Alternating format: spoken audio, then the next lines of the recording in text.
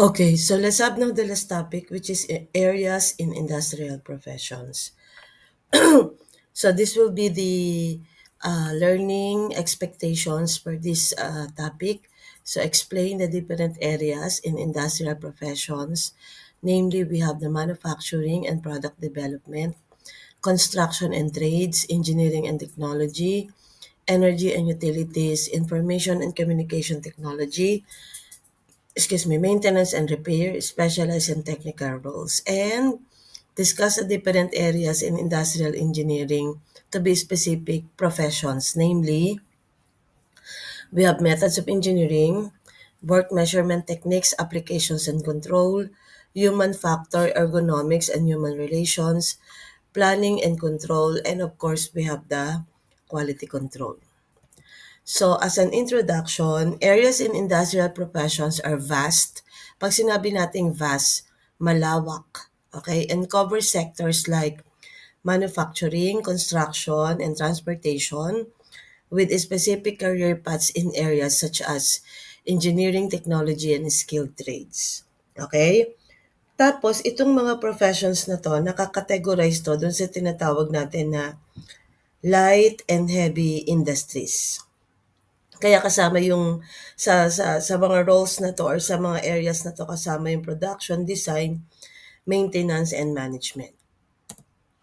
So here are the key areas in industrial professions, okay? So when we say industrial professions, we're talking of the professions in industry in general. So hindi lang siya industrial engineering. So the first one is manufacturing and product development. So this includes the creation of goods, kaya manufacturing, okay? From heavy machinery to consumer electronics. So example nito, yung mga operators natin, mga machine operators natin, yung mga manufacturing engineers at saka yung mga industrial designers.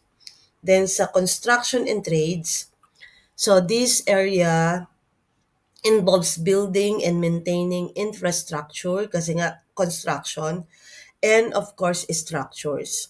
So kasama dito mga anak yung mga electrician, yung mga plumber, yung mga welder, at saka kasama din yung mga construction management positions. Then we have engineering and technology. So this covers the design, development, and maintenance of systems and processes. So dito na tayo kasama, industrial engineer, mechanical engineer. We also have yung mga robotics technician kasi uso na ang robotics ngayon. Then we have also the transportation and logistics. Okay? So dito, nakafocus naman ito sa movement of goods and people, kaya transportation. Paano nadadala, okay, ang mga tao sa iba't ibang lugar as well as yung mga produkto from one place to another. Jobs range from truck drivers, tsaka yung mga dispatchers na tinatawag natin, to logistic analysts and airframe mechanics. Ayan. Then we have energy and utilities. So this sector is responsible for power generation and distribution. So kasama dito yung mga power plant operator, yung mga solar technician, at saka yung mga energy auditor. Yan. Then we have the ICT, or this is also known as Information and Communication Technology. So, actually, meron silang sariling sector. Okay? And meron silang strong industrial component, lalo na sa manufacturing at saka sa maintenance. So, kasama dito yung role ng mga computer programmer, networking, at saka yung mga game designer, yung mga gumagawa ng mga games. Ayan. Then we have maintenance and repair. These professions focus on keeping machinery and equipment running. Okay? Sila yung mga nagme-maintain ng mga machines sa mga manufacturing industry.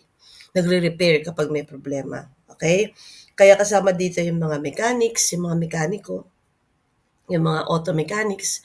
Iba kasi yung mga mekaniko ng mga machines sa mga mekaniko ng mga sasakyan. Okay? Tsaka yung mga HVAC technicians na tinatawag natin. Then, specialized and technical rate. So, this includes a variety of roles that require specific skills, katulad ng food safety specialist, yung mga agricultural technician natin, at saka yung mga manufacturing systems engineers. Ayan. So, ito yung in general. Okay? Punta tayo doon sa area kung saan tayo involved. So that is the areas in industrial engineering professions. So just like what I'd mentioned in the objective, we have several areas na kung saan mostly doon nakatutok yung trabaho ng isang industrial engineer. So the first one is the methods of engineering. So methods engineering is the systematic process of designing, improving, at saka syempre in standardizing work methods to increase productivity and efficiency. Okay, remember, ah yan yung parang general concept kung bakit natin pinag-aaralan, kung bakit tayo may subject na methods of engineering. Okay? So it involves analyzing existing processes. Kasama din dito yung pag-identify ng problem. Okay? And developing better ways to perform tasks through a 5-stage procedure. So namely, yung 5-stage na yon, we have the project selection, data acquisition, analysis, development, and we have the implementation.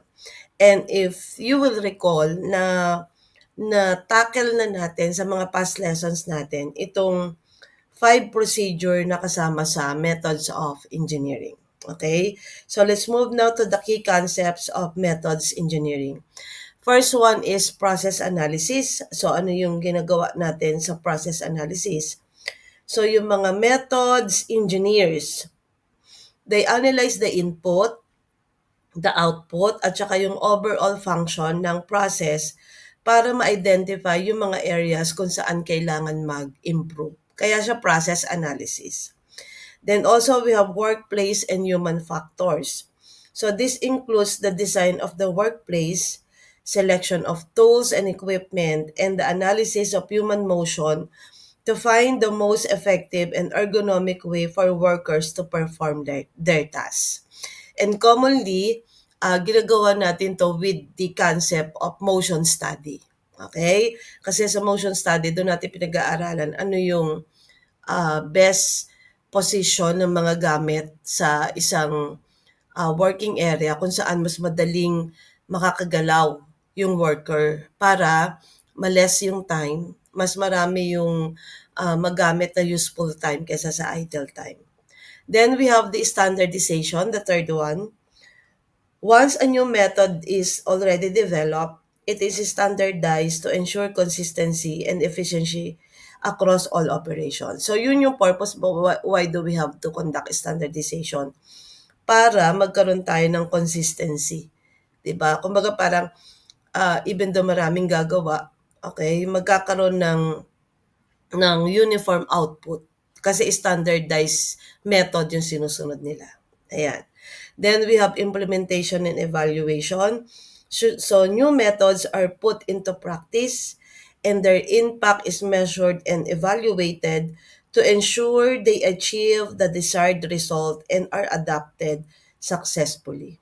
Ayan. So once na nagkaroon na ng implementation, let's say, ng standardized method, ini-evaluate yon every now and then. Ngayon, bakit kailangan i-evaluate? Para makasiguro yung mga managers na sinusunod ng bawat isa na member ng organization yung standardized method na in-implement. Kasi pag hindi nasunod, anong purpose ng standardization, di ba? And para makita kung success ba yung standardization program na ginawa para mas mapadali yung trabaho. Then we have the application. Originally, it focused on manufacturing, methods engineering, and the methods of engineering has expanded to include service work, office work, and indirect labor. Okay? So, yung mga indirect labor, example niyan class, yung mga nagdi-deliver ng mga raw materials. Okay? Indirect kasi hindi talaga sila kasama sa production process. Kasi ang trabaho lang naman nila is magdala ng raw materials. Pero 'di ba, without the raw materials, hindi rin naman tatakbo yung operation.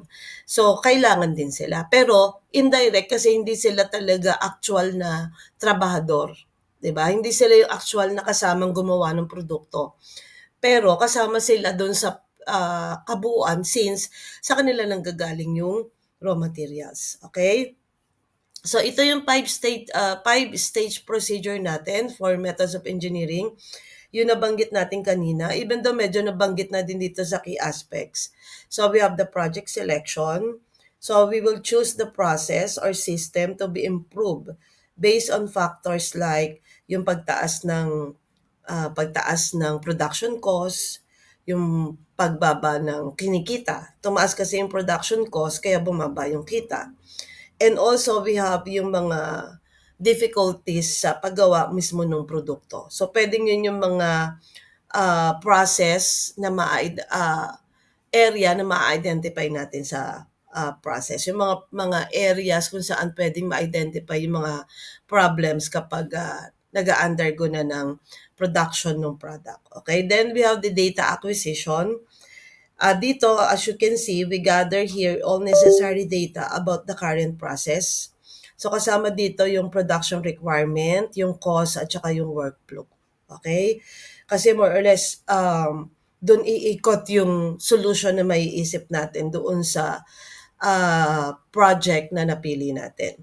Then we have the analysis. So we will analyze the data to understand the existing situation and gagamit na tayo ng root cause analysis para ma-identify natin ano man yung mga problema at saka yung mga inefficiencies na tinatawag natin.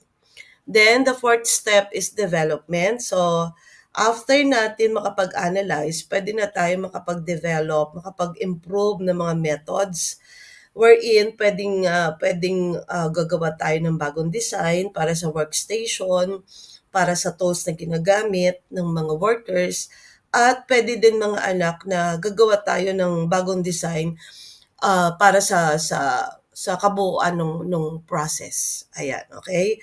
Then para ma-identify natin yung mga bottlenecks, 'di ba? Para alam natin saan nanggagaling mismo yung problema. Then we have the implementation. So put the new method into practice and monitor its performance. So kailangan talaga ng monitoring. Okay? Next area, we have the work measurement techniques, applications, and control. So work measurement involves techniques like time study, work sampling, and predetermined motion time system. Again, to establish standardized times for tasks. Okay? So, itong standards na sinasabi natin, ginagamit to for planning, costing, at saka yung para mag-set ng incentives, okay, para sa mga workers. And also controlling operations by comparing actual performance to the standard time, identifying inefficiencies, and improving methods. So we have the different techniques na ginagamit for work measurements, okay? So the first one is time study. So sa time study, directly we observe the times each element of a job using a stopwatch. So pagdating ninyo sa work, study, and measurement, tuturuan kayong gumamit doon ng stopwatch. Yung stopwatch na ginagamit talaga ng industrial engineer, okay? Often with a performance rating to adjust for worker pace, yung paggalaw ng mga workers natin. Dito din tayo nagbibigay ng allowance for fatigue. Siyempre, yung mga workers natin sa 8 oras na pagtatrabaho nila, definitely napapagod yan. So, i-consider din natin yon. Okay? At saka yung mga personal needs, katulad ng pagpunta sa banyo, di ba? Pag-inom saglit habang nasa workplace, kasama lahat yon. Okay?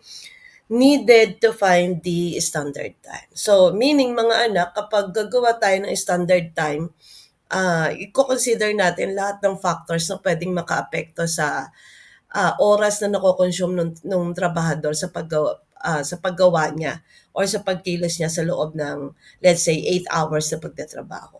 Okay? Then we have the PMTS. PMTS means Predetermined Motion Time Study. Iba si time study kay motion study. Magkaiba yun. Sa time study, nagsiset tayo ng standardized time. Okay? Diyan dinedetermine yung ano yung quota na ibibigay sa tao, ganyan. Sa motion study naman, pinag-aaralan natin yung paano mas mapapabilis yung pagkilos ng worker para matanggal yung mga unnecessary movements, para mas mapaiksi yung oras ng trabaho, at para makaiwas sa mga problema sa paggalaw ng worker kapag ongoing na yung operation. So, yun yung pinagkaiba ni time study at saka ni motion study. Then, we have the synthesis. Okay? So, combines existing data from previous studies to estimate the time for new jobs. So, sa synthesis, we analyze the present time and the previous time. Okay, na nakuha natin dun sa time study. Tapos, tsaka tayo ngayon magsiset ng standardized time para sa present job. Then we have the analytical estimating. It uses a work-study engineer's experience and standard data to estimate the time for long or non-repetitive jobs. Okay?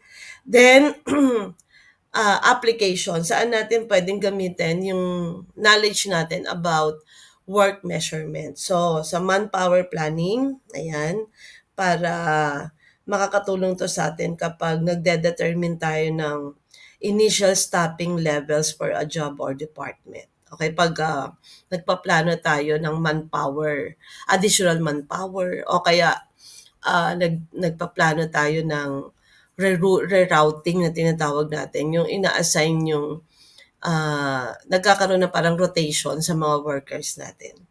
Then also ginagamit natin to sa costing and budgeting. So establishes a basis for standard costs and helps in preparing budget. So parang ano din niya, parang mga nanay ninyo na binabudget kung magkano yung kinikita ng tatay ninyo, let's say. So ganun din sa ganun din sa industry. Hindi kasi pwedeng labas ng pera. May particular na budget para sa particular din na project. Okay? So, let's say 3 billion lang yung budget sa project na 'yan. So, dapat 3 billion lang yung magiging total cost. Hindi siya pwedeng lumampas. Okay? Next, we have the incentive schemes. So dito, ano naman ito? Incentive ito para sa mga workers para makapag-provide ng fair basis sa pagpapasweldo at sa pagbibigay ng incentive sa mga trabahador. Then we have the performance control. It identifies substandard workers and provides data to monitor and improve performance. Okay, yan bawa yung mga workers na medyo mabagal magtrabaho. Yan, okay, hindi nakaka-reach ng quota. Ayan, so hindi naman agad-agad yung tinatanggal, di ba? Minomonitor muna, then itatry na i-improve yung performance. Pag hindi pa rin nag-improve yon, may possibility na hindi na siya isama sa team. Or pwede din naman yung i-undergo ng training. Hindi naman basta-basta tatanggalin, di ba? Pwede namang mag-provide ng training para dun sa mga workers para mag-improve yung performance. Then also we have the method comparison. It helps in choosing the best and most efficient work method by comparing times for alternative approaches. Ayan. So, kumbaga mga anak, merong plan A tsaka plan B. Para in case na hindi mag-work si plan A, merong sasalo, which is the plan B. Okay? Then, planning and scheduling enables the creation of realistic schedule for production and task completion. So, dito sa planning and scheduling, dapat yung makatotohanan din. Di ba? Halimbawa, makatotohanan yung quota na ibibigay. Di ba? Halimbawa, wag namang 1,000 pieces per hour kasi hindi naman kayang gawin ng workers. Di ba? Parang in reality 100 pieces per hour lang ang kayang gawin ng worker tapos binigyan mo ng quota na 1,000 pieces per hour, 'di ba? Parang hindi na makatotohanan. So dapat sa planning laging dun tayo sa real ano ba 'to, tawag natin 'to, real thing na nangyayari sa isang production. Then we have for control. Remember, we're talking of techniques, application, and control. Sa control, pwede dito yung compare actual versus the standard. Kasi 'di ba halimbawa, nag-set na tayo ng halimbawa ng standardized time. So ibig sabihin, yun yung dapat na ma-reach na yun lang yung dapat na time na ma-consume ng worker sa paggawa. Tapos, i-compare natin yon kapag yung tunay na oras na nako-consume ni worker kapag gumagawa. Halimbawa, nag-set ka ng standard time. Halimbawa lang to ha, na 15 minutes matatapos yung isang piraso ng produkto. 15 minutes, sabihin natin na gano'n. Pero in reality, nung inobserve mo na yung actual na nangyayari sa loob ng production, nakita mo na hindi pala kaya ng 15 minutes. Sabihin natin, nagko-consume pala siya ng 25 minutes. Ayan. So, i-compare mo. Compare mo yung 25 minutes sa actual time doon sa 15 minutes na standardized time. Para, kumbaga parang, you will meet halfway. 'Di ba? Kasi kung halimbawa, kung pipilitin ni worker na ma-meet yung standardized time na 15 minutes, baka naman mag-suffer yung quality ng product. Mamadaliin ni worker kasi yun yung nakaset na standard time, di ba? So, baka mag-suffer naman yung quality ng product. Kaya bilang IEM, pwede natin gawin doon, meet halfway. Or pwede din naman yung averaging. Di ba? Kaya nga tinuturo sa atin yung sa statistics.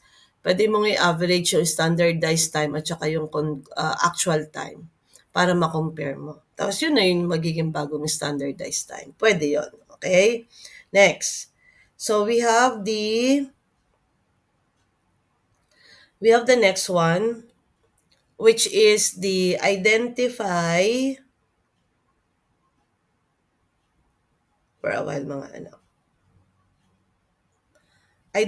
inefficiencies. Ayan. So, paano natin to gagawin?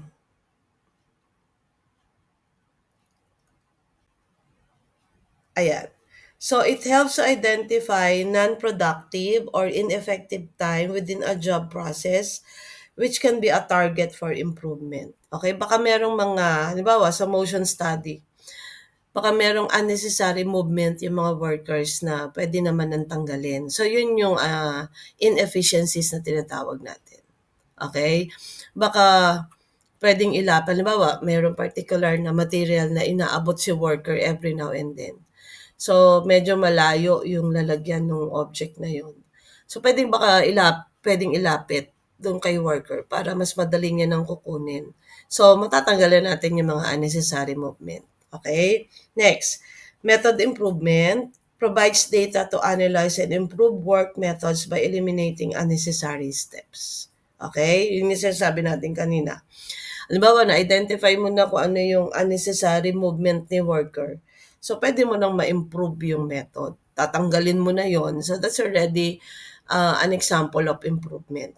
Then, manpower utilization, assist in monitoring and controlling labor costs and utilization. Okay, baka naman may mga areas na kaya namang gawin ng isang tao kaysa dalawang tao pa yung gagawa.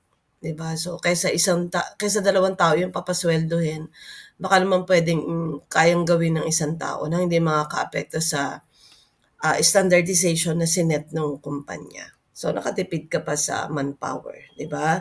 So, yung pera na ipapangsahod sa tao na hindi naman kailangan sa production, pwedeng gamitin sa ibang aspect pa ng operation. Okay, next, we have the human factor, ergonomics, and human relations. So, human factors and ergonomics are often used interchangeably. Okay? Ibig sabihin, minsan na akala natin na they are the same. Actually, they are not. Okay? So, they focus on designing systems, products, and environments to fit human capabilities, optimize performance, and improve well-being. So, human factor, actually, it is a broader field. While yung ergonomics is more specific application of human factors. And ginagamit natin yung idea ng ergonomics to describe the design of work for safety and efficiency. Okay? So, si human factor, sila yung ano, yan yung tinitingnan natin na ah sila mismo yung tao na gagamitin natin for us to have the operation flows. Pero yung ergonomics, kino-consider natin dito yung ah, design ng workplace kung saan dapat safe na gagalaw yung mga workers at yung galaw nila ay maging efficient. Yun yung pinagkaiba ni human factor at saka ni ergonomics. Okay? Kaya sa ergo, dito natin dinidiscuss yung ano, ah, yung mga gamit na makakatulong para makagalaw ng maayos yung mga workers. Kaya nga sabi natin sa inyo, sabi ko sa inyo, 'di ba, sa ergonomics, kino-consider natin dito halimbawa yung klase ng upuan na pwedeng gamitin ni worker, yung taas or yung baba ng upuan versus sa taas or baba nung lamesa. Yun, example yun ng ergonomics. Baka kasi halimbawa, masyadong mataas yung lamesa compare sa height ng upuan. So, mahihirapan yung workers na kumilos, di ba? There is a proper height of the table and the proper height of the chair. And kino-consider natin yon sa height ng worker na gagamit. Ayan, okay? Then, human relations focus on the interpersonal aspects of work such as yung communication, kaya diniscuss natin sa last report natin yung communication, teamwork, and organizational culture, and is separated by complementary field. Okay, so kumbaga, itong tatlo, pag sinabi natin human factor, tao yan mismo. Ergonomics, it has something to do with the layout or the fixtures na ginagamit natin inside the operation. And the human relation is kung paano nakikipag-interact yung mga workers with other workers. Yeah, okay? So, let's have the focus goals method at saka example ng human factors and ergonomics. So, human factors and ergonomics focus on designing systems, products, and work environments to fit people. Kaya nga siya human factor. Then, ano ang goal nito? To increase safety, productivity, and efficiency while reducing human error, physical strain, and discomfort. Okay, yun yung sa idea ng ergonomics. Then, paano natin to gagawin? So, or ano yung mga methods na pwede nating gamitin as far as human factors and ergonomics are concerned? So, pwede tayong gumamit ng principles ng psychology, kasi 'di ba, for the human mind, physiology, engineering, and other fields to analyze the interaction between humans and the rest of the elements of a system. Then, example nito, let's say pwedeng tayo mag-design ng user-friendly smartphone. Okay? Then, pwede din yung mag-adjust tayo ng workstation para maiwasan yung mga uh, strain sa part ng mga workers. And pwede din tayong gumawa or mag-structure ng work schedule para mabawasan yung fatigue. Halimbawa, yung wag naman wag naman 12 oras tuloy-tuloy mo pinagtatrabaho yung workers mo, 'di ba? Or pwede din naman 'yon, kaya lang wag lagi-lagi. Kaya sa totoo lang, Oo, maganda ang overtime halimbawa, kasi additional pay 'yun. Pero kung sobrang pagod na ng workers mo, okey, wala na ring sense kung, mag-overtime sila kasi hindi na rin sila magiging productive sa sobrang pagod nila. Then we have the human relations. So ano ang focus nito? Katulad ng sinabi natin, it focuses in interpersonal dynamics and relationships within an organization. So ang goal natin, improve communication, improve teamwork, leadership, and overall workplace morale. Okay, methods. So, pwede tayong mag-focus sa human interaction, motivation, and organizational behavior. So, example nito, puwedeng magbigay ng training dun sa mga managers para malaman nila kung paano yung tamang pagbibigay ng constructive feedback, okay? Puwede din magpa-implement ng team building exercises or mag-develop ng clear channels for employees to communicate with management, okay? Minsan yun yung purpose bakit may mga union, yun. Kasi si union, sila yung magiging parang medium para kung may gusto mang iparating ang mga, rank and file employees dun sa mga higher management, sila yung makikipag-negotiate. Yun, example yun ng human relation.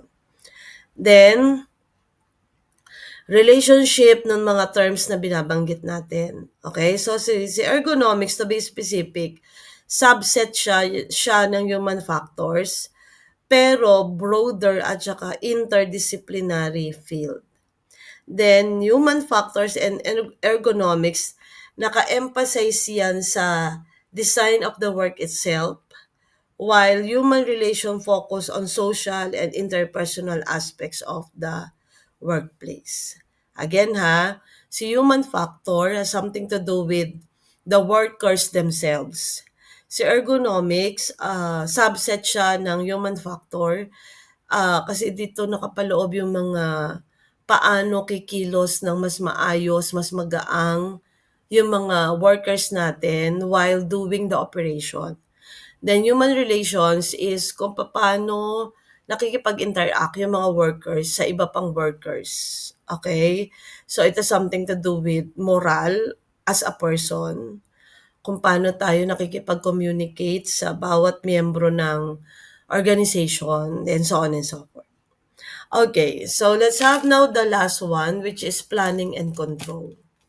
So planning and control are two interdependent functions of management that involve setting goals and monitoring progress to achieve them. So planning is the process of creating future-oriented goals, strategies, and action steps. While yung control natin, function of measuring performance against those plans and making necessary adjustment. So pag pinagsama natin silang dalawa, they can ensure that organization can efficiently meet its objectives. So yun naman talaga yung main objective why we have planning and control, para makita ng management na bawat isang worker ang kilos is para ma-meet yung objective ng organization. Okay? So what are the key activities of planning and control? So determining what will be produced, ano yung gagawin, by whom, sino, and how, paano, along with developing strategies and budgets. Okay? So what are the foundation of planning and control?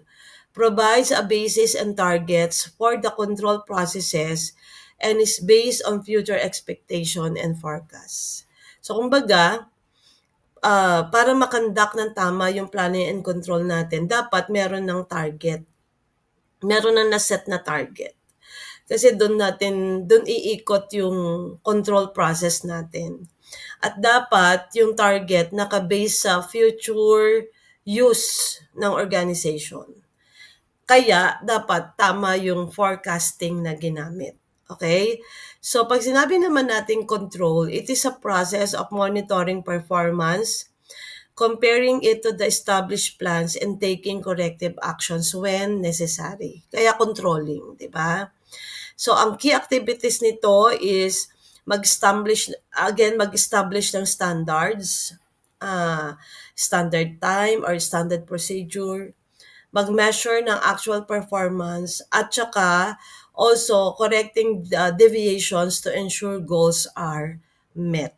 So kung meron mang deviations na nangyayari, okay, or pagkakaiba-iba, pwedeng makorek agad because we have already the controlling system.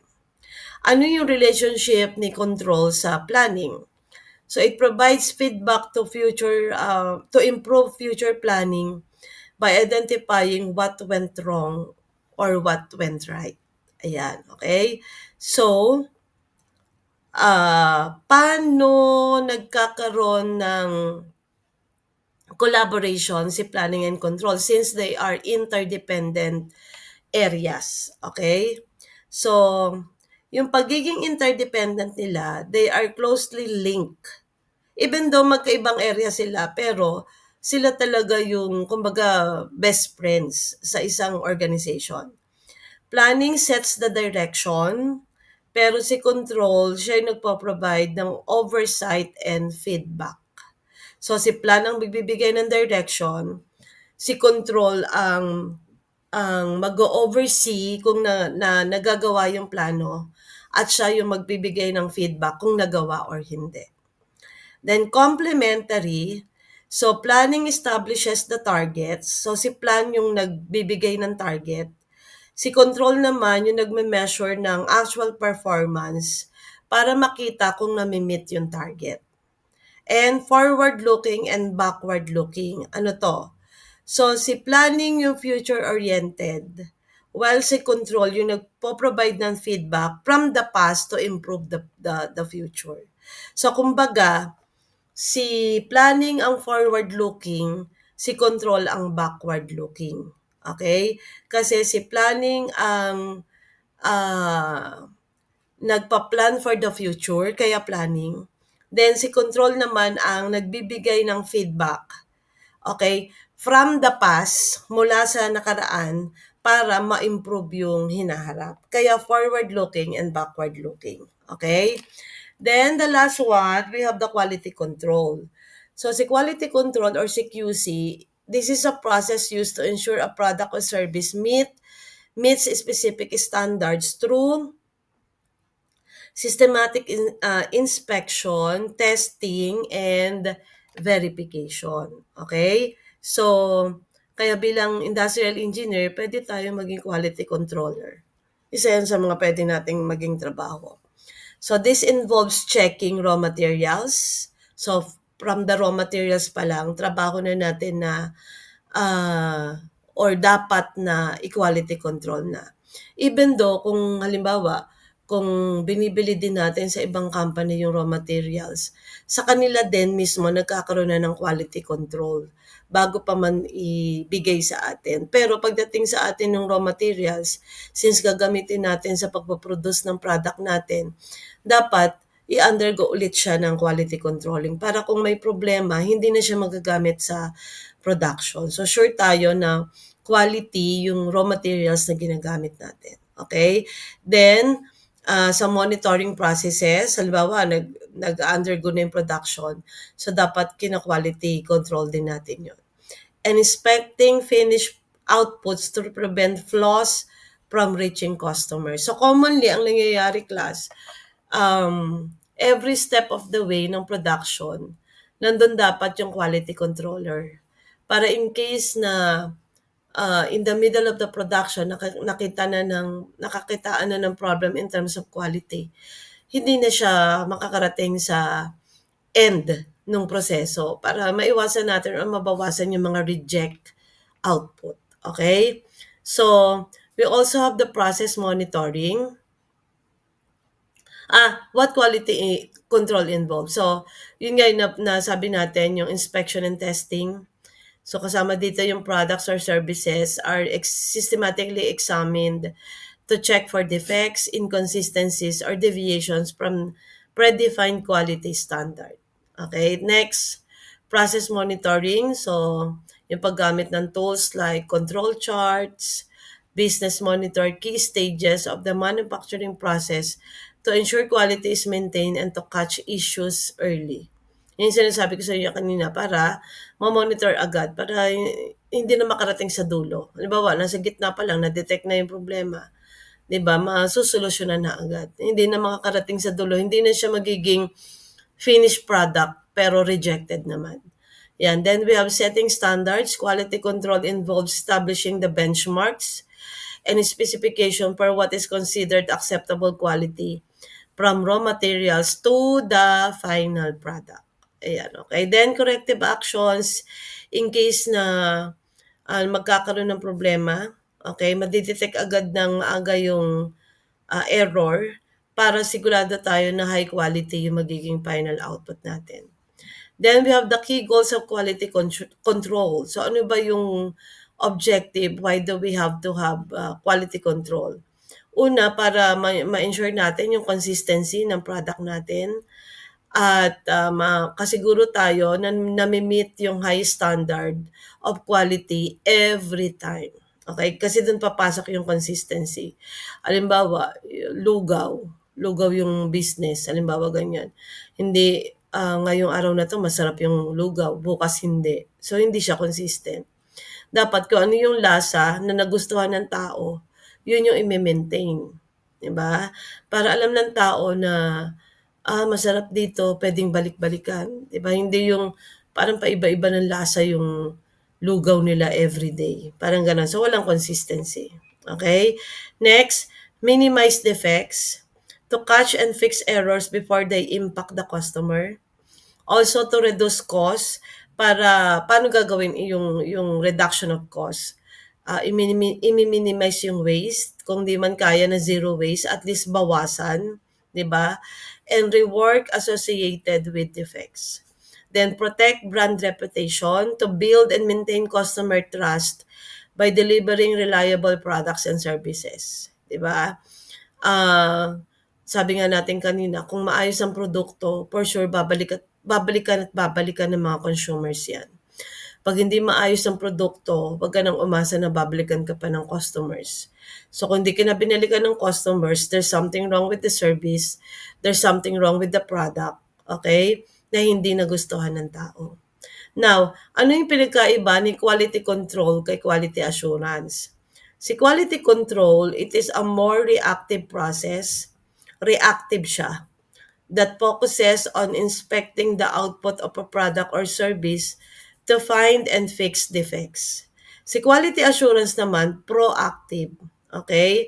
Nakafocus ito sa overall system and procedures to prevent defects from occurring in the first place. So, ibig sabihin, kapag QC or yung quality control, pag meron ng final output, okay, kina-quality control natin para malaman natin kung may defects or wala. Pag nalaman na may defects, i-fix yung aayusin yung defects. Pero sa quality assurance, ine-ensure na natin na hindi magkakaroon ng reject, okay, as final output. So kumbaga class, si quality control, final output na. Ini-inspect natin yung quality bago ilabas sa market. Si quality assurance, kaya assurance, ina-assure natin na bago pa man yan maging finished product, na quality control na. Okay, so kumbaga, sure tayo na pag final product na, okay, hindi na siya mako-considered as reject. Even though alam niyo naman, human-made naman ang process. So, there are times na kahit na quality assurance na, pagdating sa end, nakikitaan pa rin ng defects. Kaya si quality assurance always work with quality control. Kasi si quality assurance, siya yung magmo-monitor ng buong process. Si quality control, pag finished product na, okay, iko-quality control ulit. Para makasiguro na goods yung product na makukuha ng customer. Ayan. So that is our last lesson for IE orientation. Thank you so much.